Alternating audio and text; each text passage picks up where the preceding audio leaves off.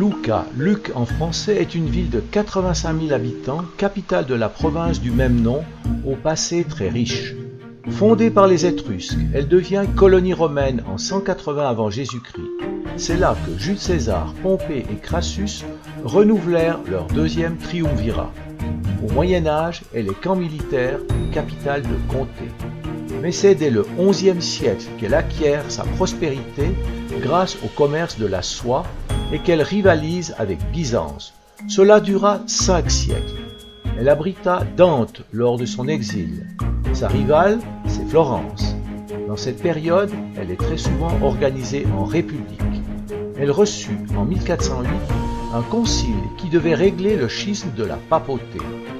Fut longtemps capitale de la Toscane. En 1799, elle devient principauté sous Napoléon Ier et puis duché sous les Bourbons. Sa richesse lui a permis de se construire un mur d'enceinte efficace, encore intact aujourd'hui, et qui conserve des trésors architecturaux que nous allons découvrir avec notre guide. Lucca. Lucca. En italien, les habitants de Lucca s'appellent Lucchesi.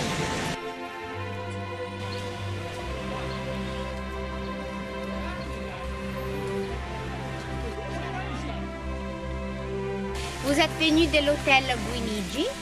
Vous avez vu une partie de l'enceinte qui protège la ville de Lucca pour 4 km et 200 mètres. Elle est encore complète depuis le XVIe siècle. Sur les remparts, aujourd'hui, il y a une belle promenade. Vous voyez qu'il y a des gens qui marchent, on peut voir des vélos, on peut même louer des vélos, si vous voulez, à la fin du tour, pour faire les tours des remparts, les 4 km. Donc ça, vous pouvez même le faire après la visite en votre temps libre. Les remparts ont été bâtis pour défendre la ville de Lucca de Florence. Parce qu'au cours du XVIe siècle, Lucca, elle était la seule ville qui n'était pas encore sous les pouvoirs florentins. Mais Lucca, elle attendait un siège de part de Florence. On savait déjà qu'il y avait une préparation d'un siège. Et à cause de ça, la ville de Lucca, qui avait gagné beaucoup d'argent sur les commerces de soie, elle a décidé d'utiliser beaucoup de son capital pour cette construction. En dehors des remparts, il y avait un système de défense. Et alors, ce n'était pas seulement l'enceinte. Il y avait 1 kilomètre tout autour des éléments de défense comme terre-plein, fossés, etc. Et 138 canons. Ici, par exemple, c'était l'entrée au bastion, c'est-à-dire que les remparts ont des parties ajoutantes que vous pouvez même voir sur votre plan. Nous nous dirigeons vers la place Napoléon, où se trouve la cour des Suisses dans le palais ducal. En effet, sous Napoléon en 1799, Lucca est devenue principauté pour sa sœur Elisa Bonaparte. C'est la cour de garde suisse, parce que la ville de Lucca, quand elle était une république, une ville-État, à partir de 1369 jusqu'à la fin du XVIIIe siècle, on avait la garde suisse comme le Vatican. Napoléon n'a jamais été à Lucca, mais sa sœur Elisa, c'était une des 3 sœurs, les autres étaient Caroline et Pauline. Elisa, elle avait été entitrée par son frère, princesse de Piombino, Livourne sur la côte toscane, Carrare et Lucca. Et elle avait choisi de venir habiter ici. Mais quand Élise elle est arrivée, on lui a donné le palais de l'ancien gouvernement de la ville de Lucca Elle n'aimait pas le quartier qu'elle voyait à travers ses fenêtres. Et alors elle a bien décidé que son architecte français devait l'aider à détruire tous les quartiers pour ouvrir la place à dédier à son frère. Et alors voilà que nous avons eu la place de Napoléon. Tandis que quand Napoléon a perdu ses pouvoirs et comme ça ses sœurs et ses frères, donc la place a été changée de nom. Elle est devenue la place majeure. Aussi parce que après la chute de Napoléon, Lucca, elle avait été donnée par les congrès de Vienne à la famille Bourbon d'Espagne. Et Marie-Louise, la fille du roi d'Espagne, que vous voyez dans la statue là au centre, elle n'aimait pas du tout les Bonaparte. Au contraire, elle voulait annuler tout ce qu'il avait fait. Mais c'est vrai que surtout Élise, elle a détruit beaucoup de bâtiments. Et alors il y a un rapport conflictuel avec la mémoire de Élise. Chaque jour à Lucca, nous avons minimum 5 concerts. C'est-à-dire rock, jazz, opéra. Parce que Giacomo Puccini, les compositeurs de la Bohème, Tosca, il est né dans notre ville. Et je vais bientôt vous montrer où il est.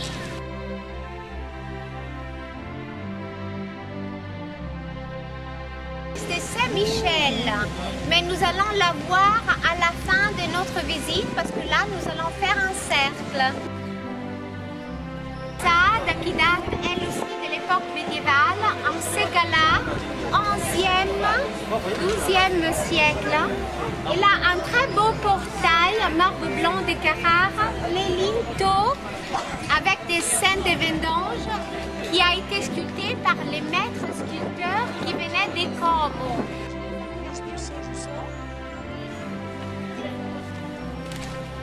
Via Filungo.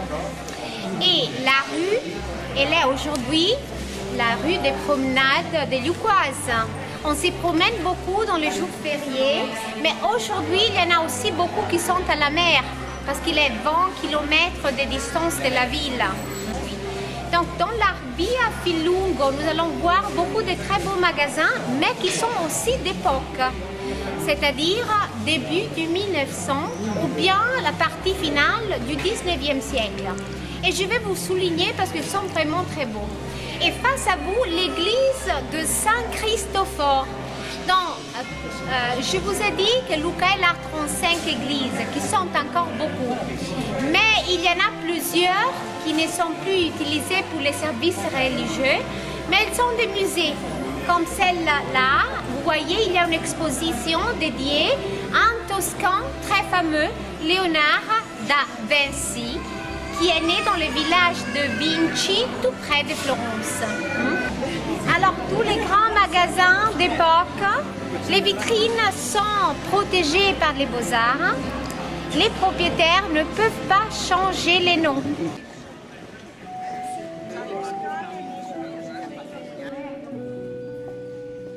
La Via San Andrea, la rue dédiée à Saint-André.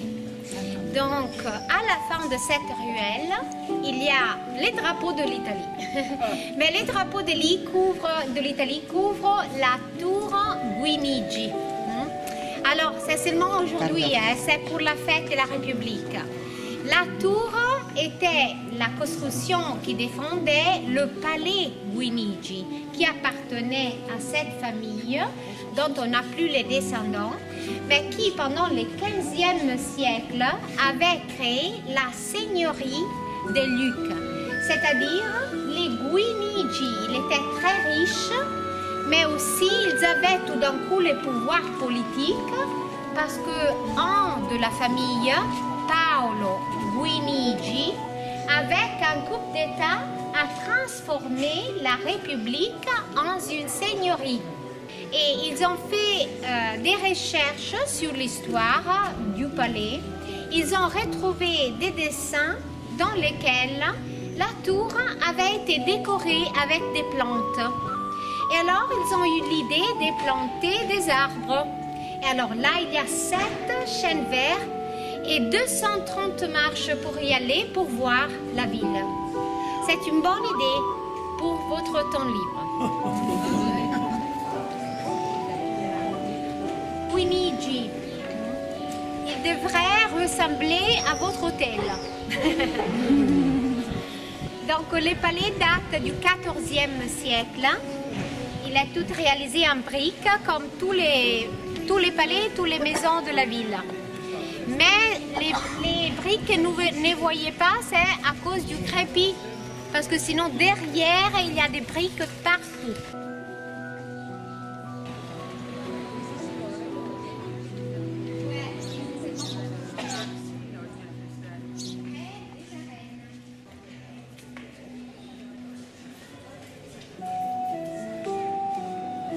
C'était l'épaisseur des arènes bâties au cours du 1er siècle.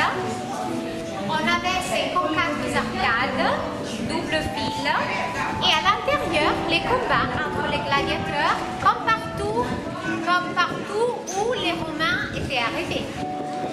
Et donc aujourd'hui, ce que nous avons, ce sont des maisons qui ont été bâties sur les anciennes arcades. Et à la place de l'arène, on voit une place ovale très jolie qui est entourée par des cafés. Elle est aujourd'hui très visitée par les touristes, mais chaque soir, nous avons cette semaine des concerts de musique jazz. Elles ont été bâties sur les anciennes arcades. Il y a des ruines qui restent à l'intérieur. Et donc, les arènes, l'amphithéâtre, étaient utilisés du 1er siècle jusqu'à le 4e siècle, c'est-à-dire vers la chute, le déclin de l'Empire de Rome. Après, nous avons eu l'occupation, les envahisseurs qui sont venus du Nord-Europe, de l'Est d'Europe, et la plupart a détruit les constructions de l'époque romaine, et aussi elles ont été utilisées comme carrières de pierre. C'est à cause de ça qu'aujourd'hui nous ne pouvons bien garder la partie romaine de notre ville, et aussi parce que nous sommes 3 mètres sur les niveaux de l'époque romaine. Alors beaucoup des sections des arcades sont en bas, en dessous des maisons.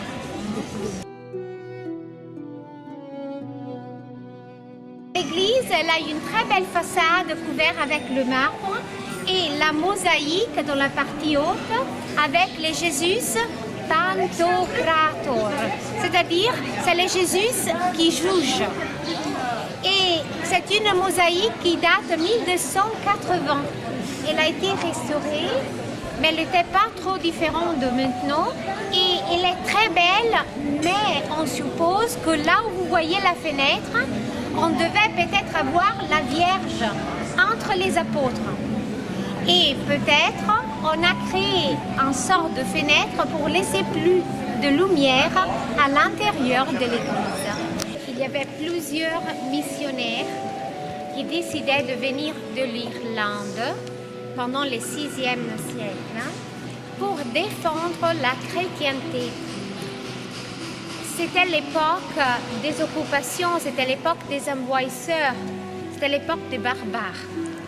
Et Lucca, comme beaucoup d'autres villes italiennes, était occupée par la population qui est appelée en français les Lombards, mais en italien Longobardi. Je le dis parce que Lombards, chez nous, sont ceux qui habitent aujourd'hui le nord de l'Italie, dans la région Lombardia. Tandis que si on parle de cette population qui est arrivée au cours du 6e siècle, on parle de Longobards, peut-être Longobarbe.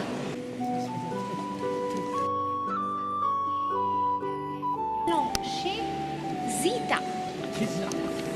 Et la famille Fatinelli, qui avait un palais, c'est une des familles riches de la ville de Lucca, avait une femme de service, ou bien une femme de ménage, qui s'appelait Zita. Donc, la petite Zita, à l'âge de 12 ans, venait d'un petit village. Elle était tellement pauvre qu'elle n'avait même pas à manger. C'était pour ça que sa famille voulait lui trouver quelque chose à faire pour aider ses frères. Zita, elle vient habiter la ville, elle vient vivre avec la famille Fatinelli et elle travaille comme servante. Et elle commence à faire des actions qui étaient plus tard considérées extraordinaires. Des actions plutôt vers les pauvres. Elle était ce qu'aujourd'hui on pourrait considérer Mère Thérèse.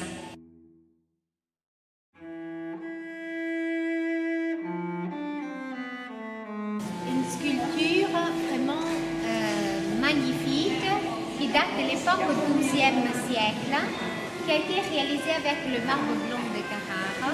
Mais malheureusement, nous ne connaissons pas qui l'a fait. Les sculpteurs. On suppose qu'il y a 3 sculpteurs parce qu'il y a 3 styles différents.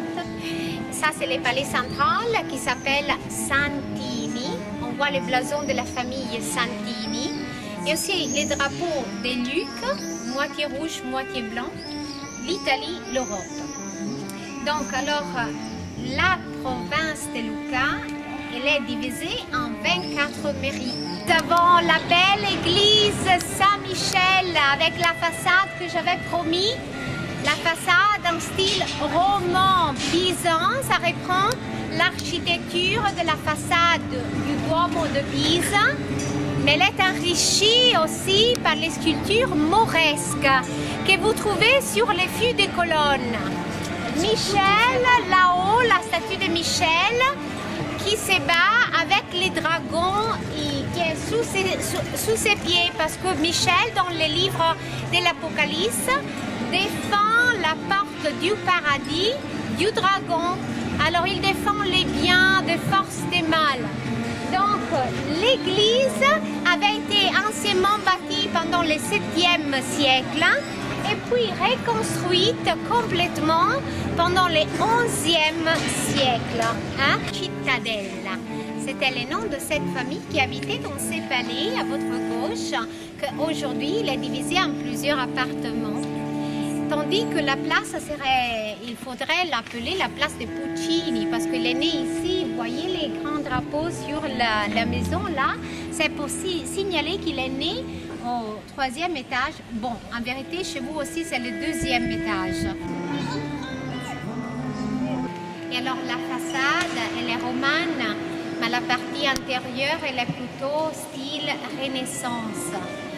Mais il y a quelque chose qui vous empêche d'apprécier complètement l'église. C'est la couleur, parce qu'elle est devenue presque grise. Elle a été noircie à cause de la fumée des bougies.